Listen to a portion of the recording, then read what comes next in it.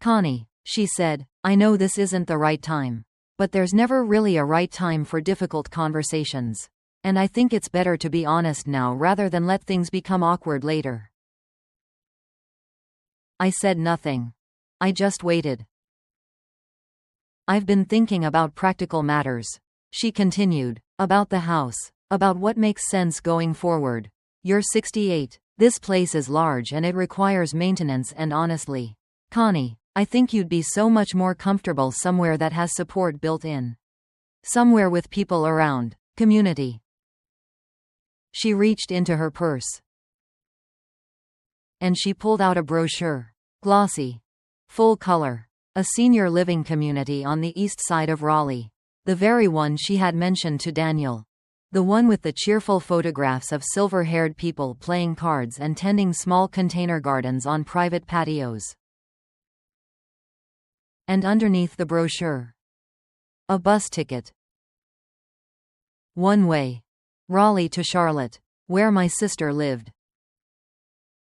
I thought you might want to spend some time with Ruth while you figure out your next steps, Patricia said, her voice gentle with a precision that felt rehearsed. The facility in Charlotte that's near her is supposed to be lovely. I can help you look into it. She set the ticket on Gerald's desk between us, next to the photograph of the three of us at Daniel's graduation, next to the books Gerald had loved and the reading lamp I still turned on every evening out of habit. I looked at that bus ticket for a long moment. I thought about Daniel sitting at my kitchen table 6 weeks ago. His hands wrapped around a coffee cup, telling me everything Patricia had been planning. I thought about the appointment I had kept the very next morning. The one Daniel didn't know about because I hadn't wanted to give him more to carry. The one with my attorney, James Whitfield, who had handled Gerald's estate and who I trusted completely. I thought about the documents James and I had prepared, updated, notarized, filed with the county. I reached into the pocket of my black cardigan, the one I had worn to Gerald's funeral and was wearing again today for Daniel, and I pulled out an envelope. I slid it across the desk. Open it, I said quietly. Patricia looked at the envelope with the first genuine expression I had seen on her face all morning. Curiosity edged with something else. Caution.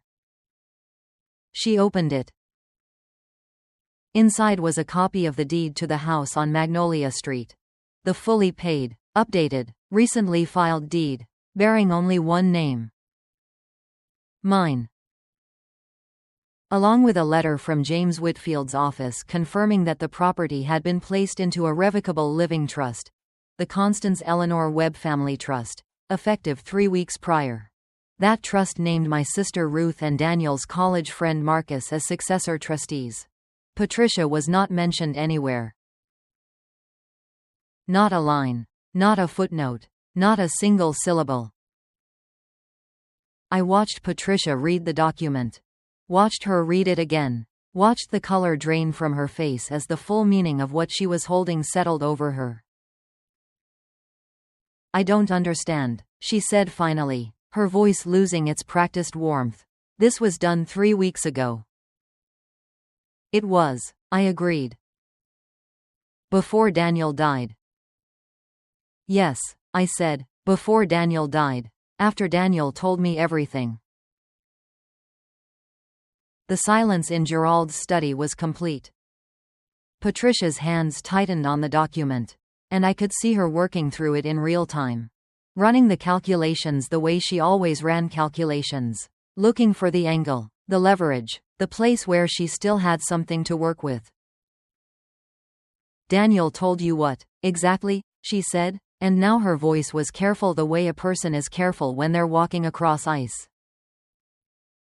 Everything, I said simply. The accounts. The transfers. The emails to the real estate attorney. The plan. She said nothing. He was going to see a lawyer that Friday. I continued, my voice steady in a way I was quietly proud of. He had everything documented. Organized the way only Daniel could organize things. He came to me first because he needed someone to know the truth before he took the next step. Patricia set the deed on the desk very carefully. Like it was fragile. Like she was trying to figure out if she could still find a way to claim it somehow. "You can't prove any of that," she said quietly. "I don't need to prove it in this room," I replied. "James Whitfield has copies of everything Daniel shared with me. The account statements. The transfers. The email correspondence. He's already been in contact with a forensic accountant." She looked up at me. "The house is mine, Patricia. It was always mine. And now it's protected in a way that means it will remain mine. And eventually pass to people who actually loved this family. You will not be living here. You will not be selling it. You will not be benefiting from it in any way." I picked up the bus ticket she had placed on the desk between us.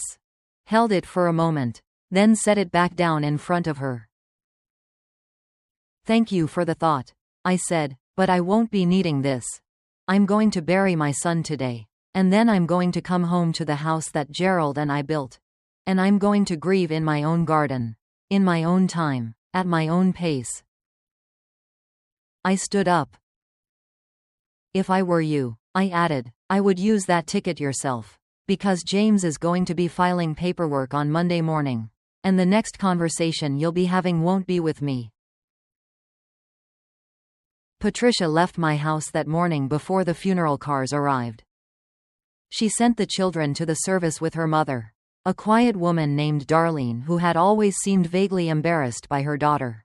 Kylie and Mason sat in the front pew beside me, and I held their hands through the entire service because they had loved Daniel genuinely and they had done nothing wrong. Whatever their mother was, they were just children who had lost a stepfather who cared for them. I would always make sure they knew that Daniel had loved them. The weeks that followed were hard in the way that grief is always hard. But they were also clarifying. Like a long storm that finally passes and leaves the air clean. James filed the paperwork on Monday as promised. The forensic accountant he had retained confirmed Daniel's findings about the account transfers, and then found 3 additional accounts Patricia had opened that Daniel hadn't even known to look for. The total came to just over $61. Patricia hired an attorney. Of course she did. She contested Daniel's estate, claimed she was entitled to a larger share of their marital assets. Filed a motion challenging the timing of my trust. Every legal maneuver available to someone who had planned for this possibility and was now discovering the plan had a significant flaw. The flaw was Daniel's meticulous documentation. And James Whitfield's 30 years of experience. And the fact that the trust had been established before Daniel's death. Before there was any estate to contest. Before Patricia had any legal standing to challenge anything related to this house. Her attorney advised her to settle. She didn't listen at first. She rarely listened to anyone who told her something she didn't want to hear. But 3 months into the proceedings, when the full scope of the financial evidence became clear in discovery, she changed her mind. The settlement was modest. She kept the money in the accounts she had opened because proving criminal intent in civil cases is complicated and expensive. And James advised me that pursuing it further wasn't worth what it would cost in time and emotional energy. But she received nothing from Daniel's estate beyond what the law minimally required. Nothing from my house. Nothing from the investments Daniel had been quietly building for years. She moved to Charlotte eventually. Which struck me as a particular kind of irony. The city she had tried to send me to became the city she ended up in instead. I stayed on Magnolia Street. In the months after the settlement, I did something I had been putting off for years. I replanted Gerald's garden. Not just maintaining what he had started, but actually expanding it.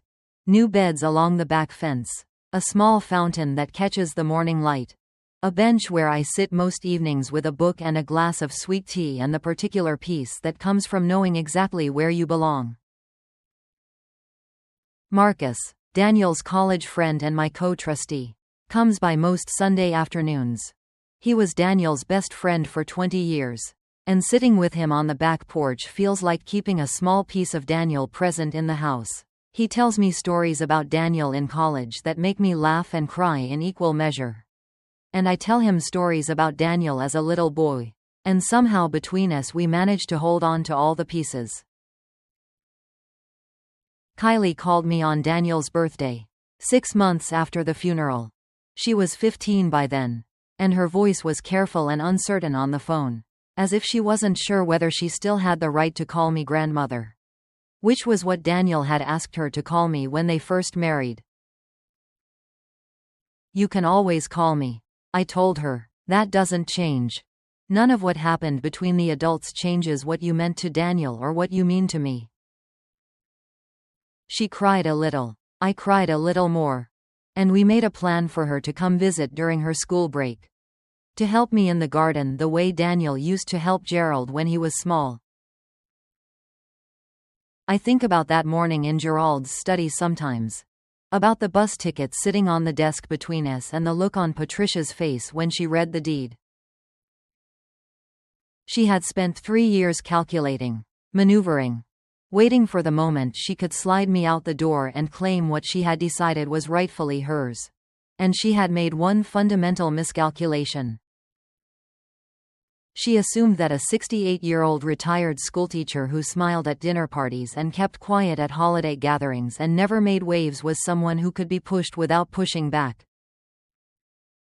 She never stopped to consider that 30 years of teaching second grade prepares you for exactly one thing above all else. Patience. And the ability to see a problem coming long before it arrives at your door. I still wear Gerald's old cardigan on cold evenings. I still turn on his reading lamp even when I'm sitting on the back porch instead of in his chair. I still talk to him sometimes. Quietly, the way you talk to someone you loved for 40 years and haven't quite figured out how to stop loving just because they're gone. I tell him about Daniel. About the garden. About Kylie and her visits and the way she has Daniel's laugh. Which I didn't expect and which catches me off guard every time. And sometimes I tell him about the look on Patricia's face when she read that deed. About the bus ticket sitting on the desk between us.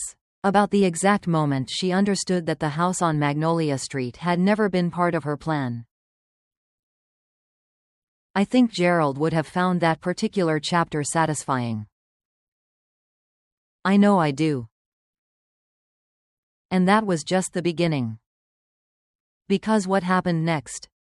3 weeks after the settlement. I never saw coming. Subscribe. So you don't miss what comes next.